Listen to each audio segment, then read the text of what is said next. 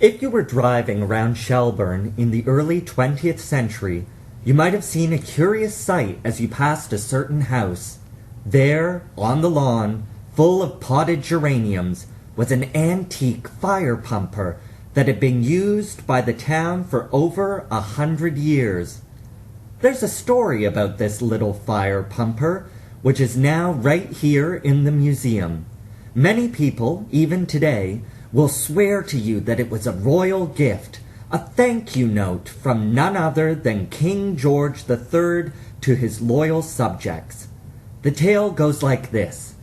When Shelburne was founded in 1783, fire was one of the biggest threats to the town living. Back then, chimneys were made mostly of wattle and daub, that is, sticks and clay, and you can imagine the havoc a single spark could cause drifting up a chimney some dry summer night in a town full of wooden buildings. But firefighting was still in its infancy.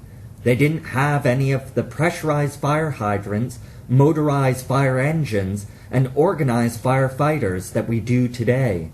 Instead, the height of technology was little hand-powered pumpers like this one made by a man named Richard Newsham in London.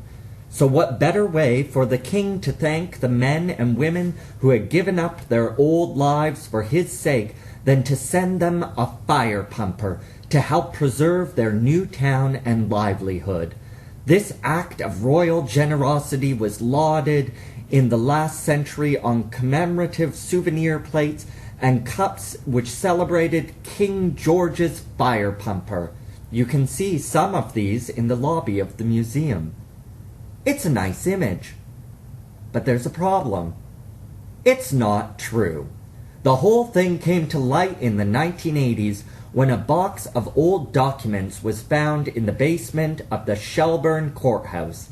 The people of Shelburne did get 2 Newsham fire pumpers in 1785 delivered from London, but the bill of sale found in that box tells us that they had to get them in the traditional way, by paying for them themselves. £57 for both, and that was second-hand.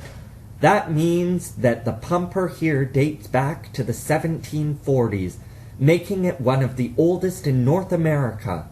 But it also means that the nice story about King George's generosity is just that, a story.